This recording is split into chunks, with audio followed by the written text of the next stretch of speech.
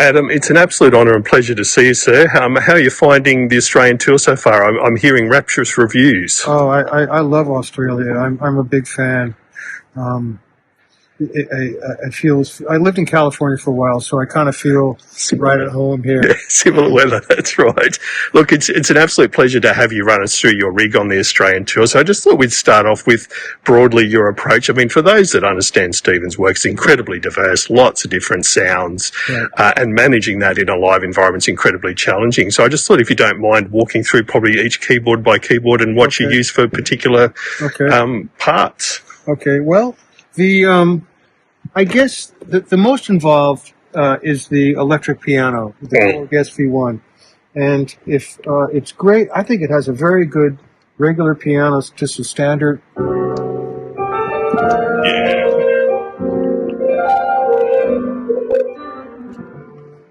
So when I use the acoustic piano sound, I'm not doing any processing, and some people have. Korg has, since this model came out, this is the original SV1, the one that came out in like around 2011, 2012. And they've since modified the piano sound, but I prefer the original one. It might be a little gritty and dirtier, but on a loud stage, it still sounds like a piano. I find that most digital pianos, once you crank them up, they're either too boomy and bassy or they're too tinny and bright. They don't have that warm, natural balance. This one, for some reason, it really is, I think, a good cuts through good compromise. Yeah. So anyway, that's the acoustic piano. When I switch over to the electric piano, by the way, I think it's the best Fender Rhodes sound still.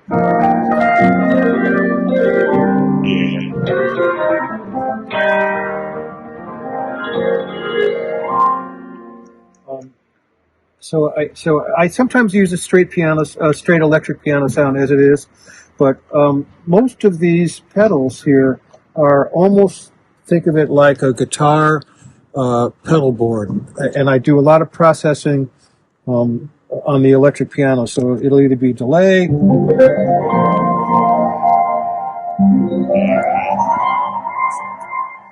So there's a delay, I use a line 6 delay, which I love the tap tempo function on the line 6. And also there's one part of the last section of the song overview, I use a backwards delay.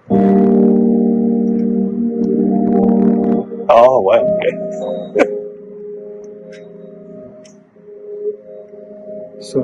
So I can do a lot of different stuff with the line 6. I love the line 6. Then we got, next up we have a distortion pedal, let's see, let me kick that sucker in. It's not really a distortion pedal, it's an amp modeler. Get rid of that.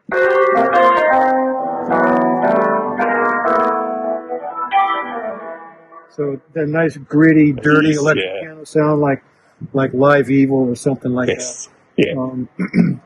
And then, let's see, moving on, of course, the wah-wah. See, off.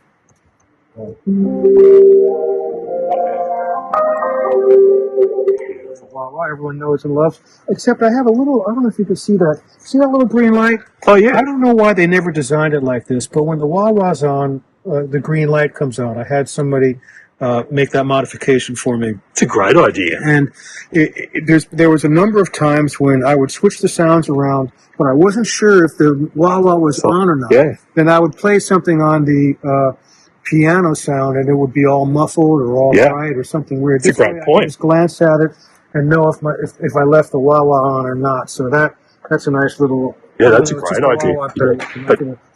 And then last but not least is the ring modulator. Yes. Yeah, that's a classic. So the ring modulator sort of starts off, if you just leave it on a lower setting, it's just a nice kind of a tremolo. Yep. But then with the voltage pedal plugged into the frequency, which changes the frequency of the carrier oscillator, I bring up the pedal slowly and increase the tremolo until it starts to create sidebands. Yes. Yeah, wow. Yeah.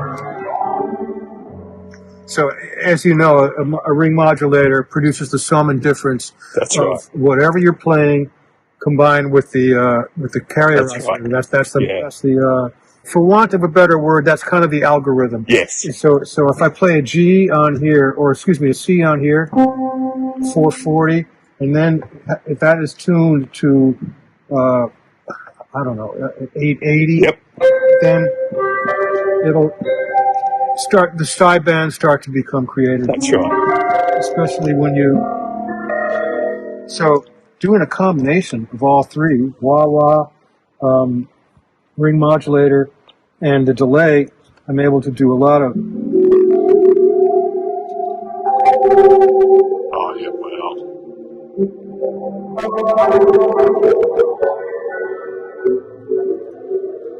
So I can definitely take this regular Fender Rhodes sound into outer space with that combination.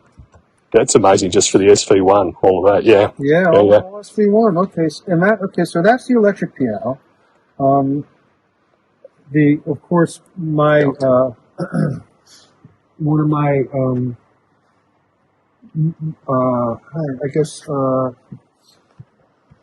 I guess I'd call it my voice is the mini mode.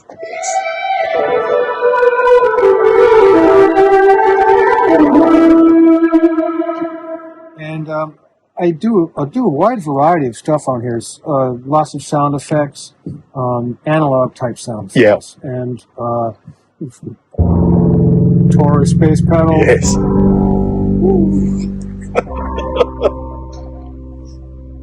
The mini mode has always had the best bass sound. Absolutely. Absolutely. And then there's sound effect kind of stuff. Yeah. Where I'm using some of the similar ideas of the ring mod. I'm increasing the LFO rate until it starts to create side bands.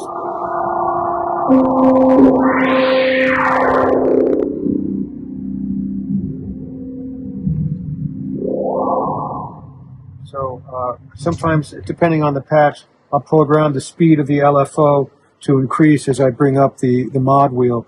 And that way I'm able to, similar to the electric piano, I'm able to kind of morph from standard pitch tuning to freak show. See that?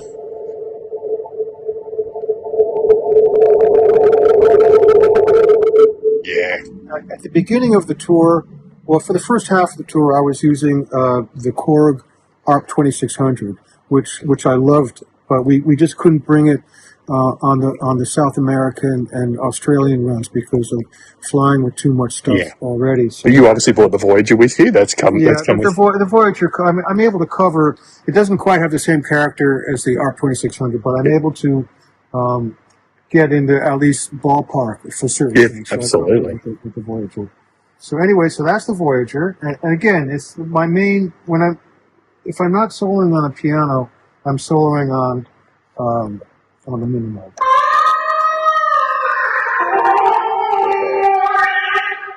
On this patch, which a lot of people like the solo I play on a song called Regret 9. And part of the trick with that patch is I have a synced oscillator, so you guys all know what that is, right? But I'm able to, using pressure, I'm changing the frequency of the synced oscillator. So I'm able to get...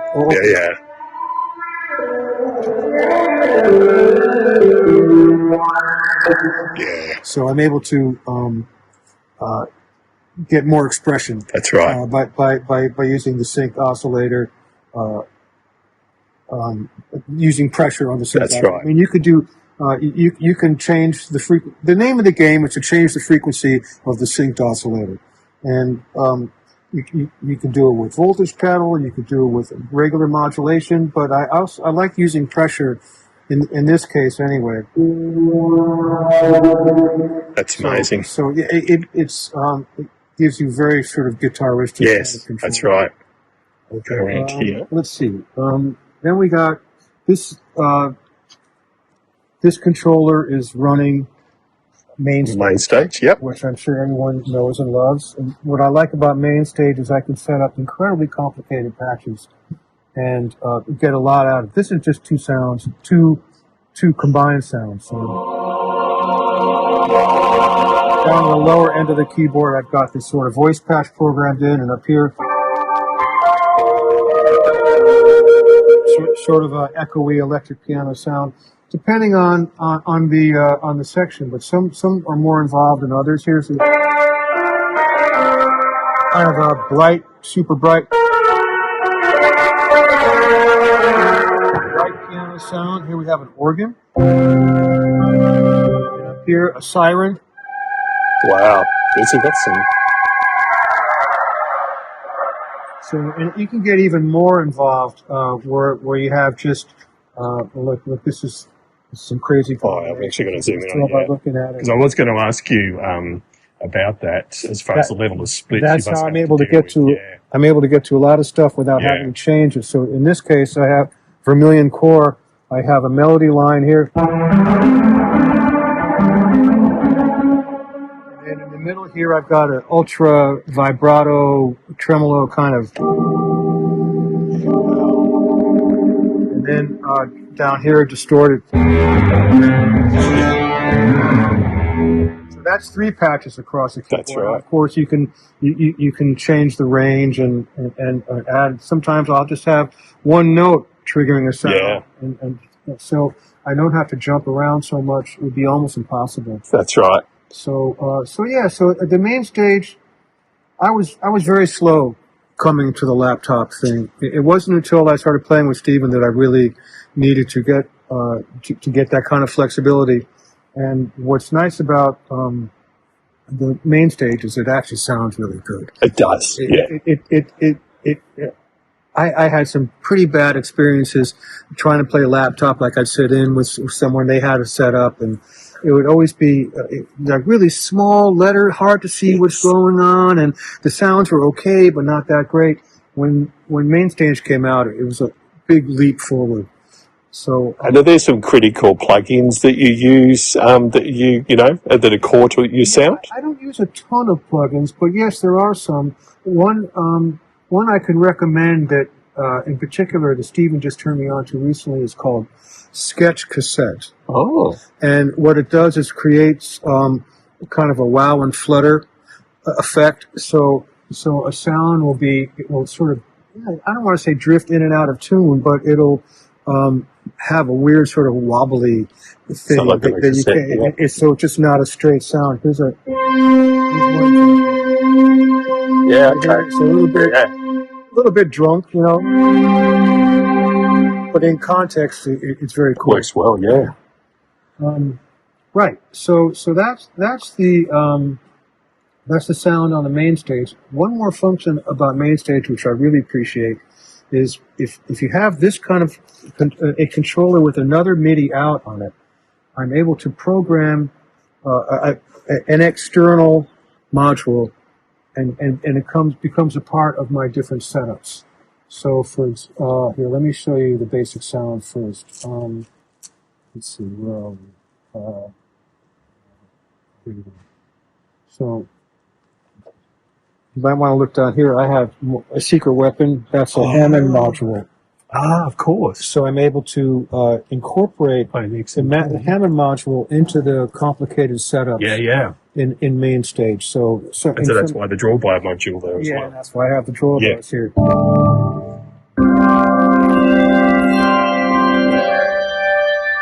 Yeah, wow. Yeah, and the Leslie switch there.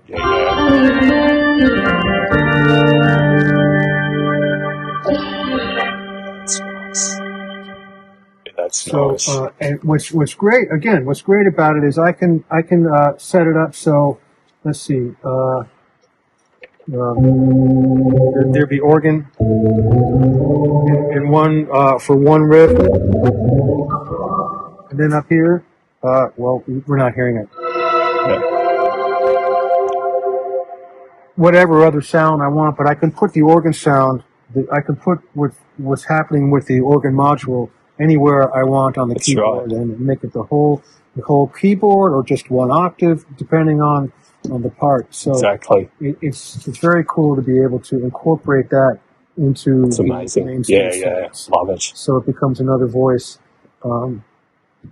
Yeah, and that's about it. And I know we've got to let you go, Adam, but I just one last question. You mentioned tap tempo, and because of the complexity of the music, where do you use your tap tempo? And obviously, there's lots of wonderful pulsing sequence, lots of great stuff. There's well, let's see. There's a couple of songs. Vermilion Core is one.